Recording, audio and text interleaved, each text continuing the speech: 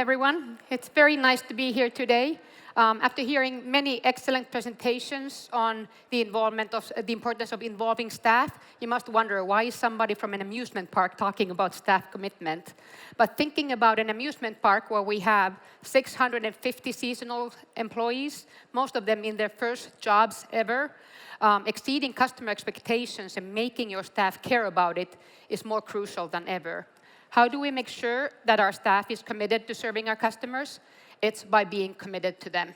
And that's what I'm going to be talking about.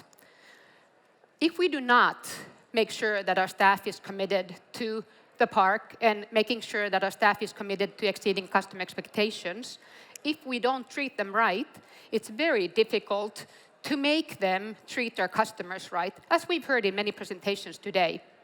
What we again say that if we treat our staff like they would be our most important customers, we roll out a red carpet for them every day when they come to work, make them feel important and cared for, then they will care for our business.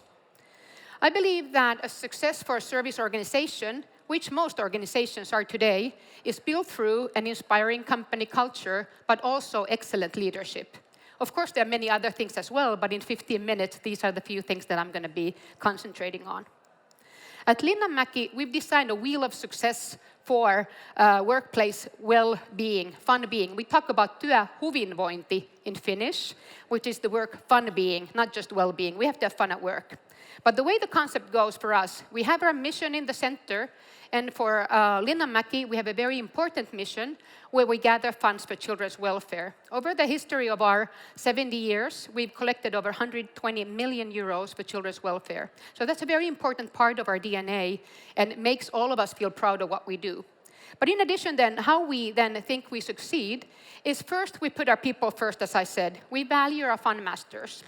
Then it's very important for us to find the right fund masters, because not every person that applies for a job with us can be a fund master. And what's really important for us is to find the ones that share our core values.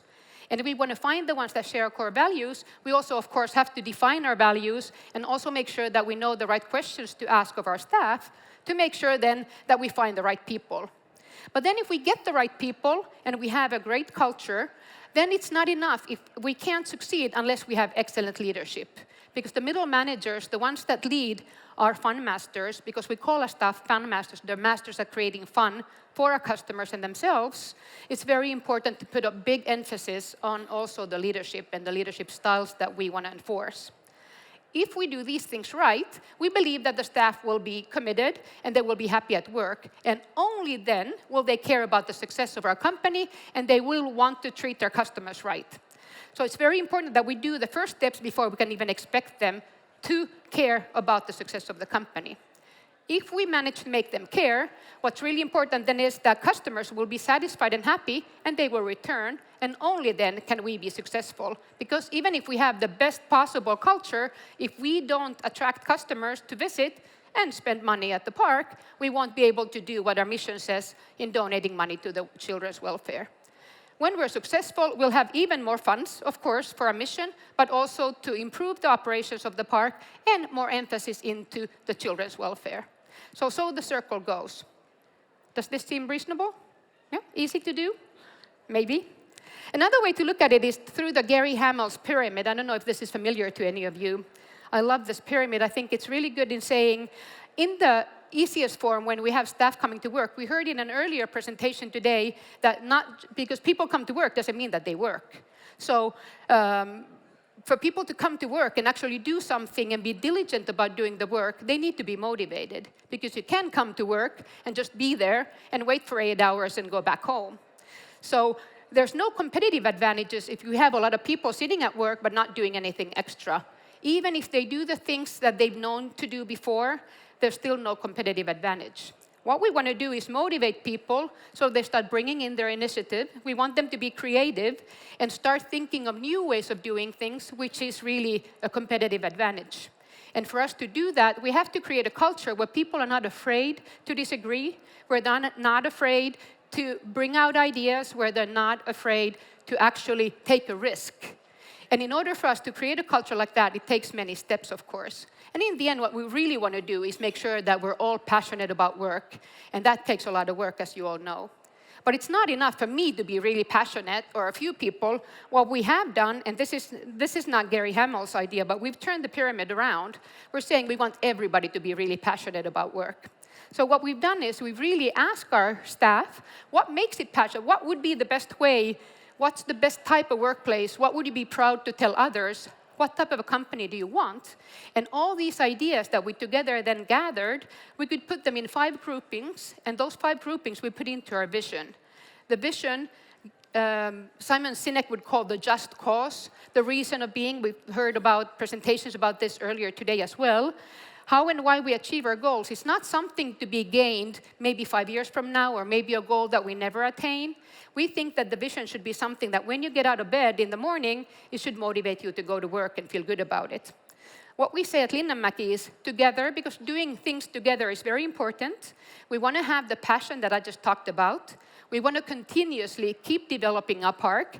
And the feeling that we want everybody to get from this, both our customers and our staff, is to be the most loved amusement park. We want people to feel strongly about it. And this vision is something that over the years, when we keep redoing our strategy, this is something that our staff does not want us to change. They say, no, no, no, it has to be this one. And that's good, because it really doesn't matter what it is, as long as it's shared and as long as it brings us to the goal that we want. Strategy is really important, I think. Oftentimes you think that strategy is something just for the board of directors or just the management team. The strategy needs to be shared, and it needs to be in an understandable form. I think strategy, in its simplest form, is giving the big picture. So it's very important that every staff member understands how they're part of the strategy and how their job influences the big picture. And that's why we need to have a very simple way of presenting the strategy, even though it's not a simple thing.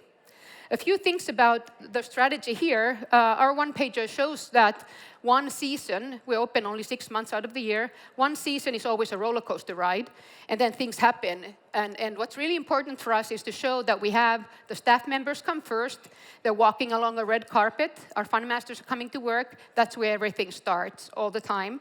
Another important part is the values. So even if we have a very strong structure, a roller coaster, the only thing that really grounds it to the floor are the values, and the values need to be shared.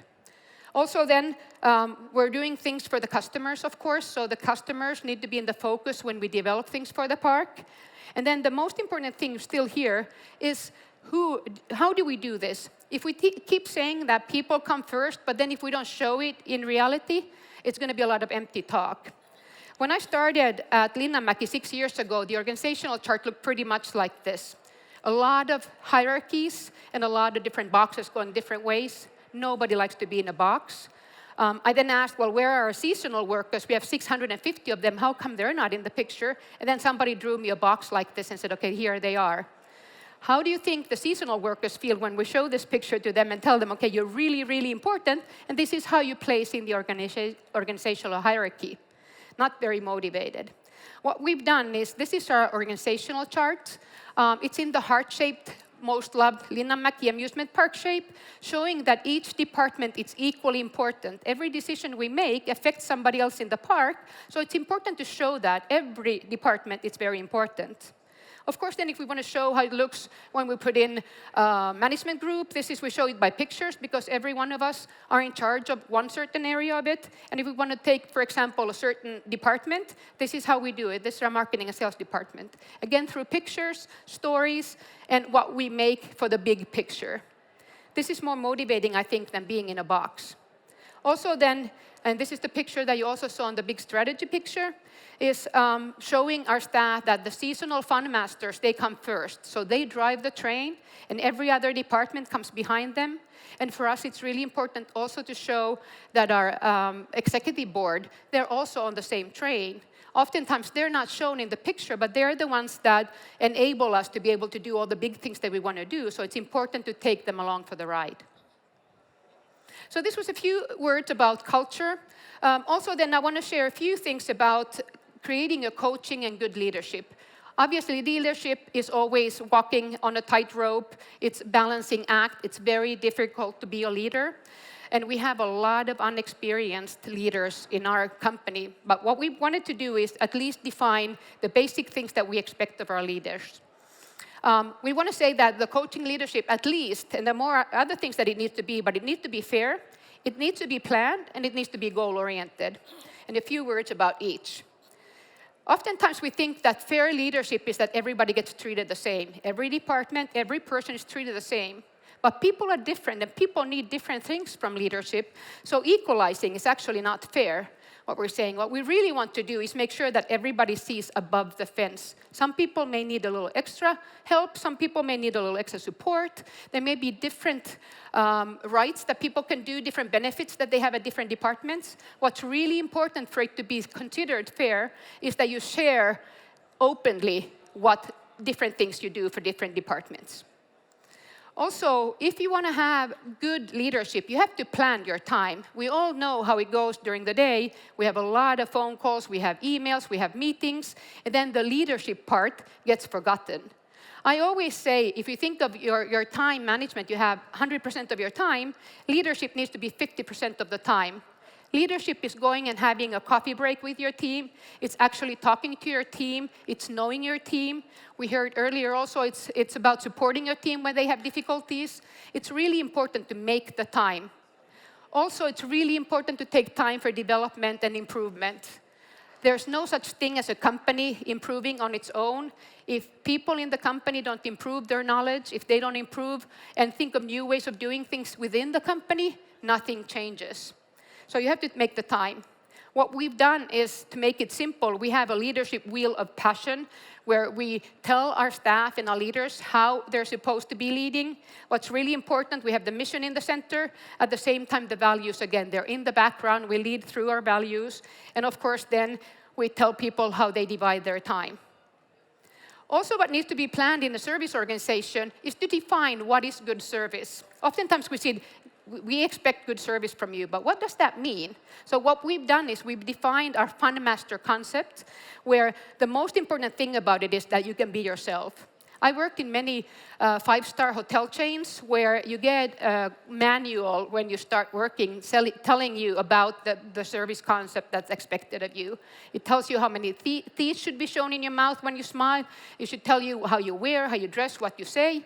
We do not want something like that. What we want is everybody to be their own person.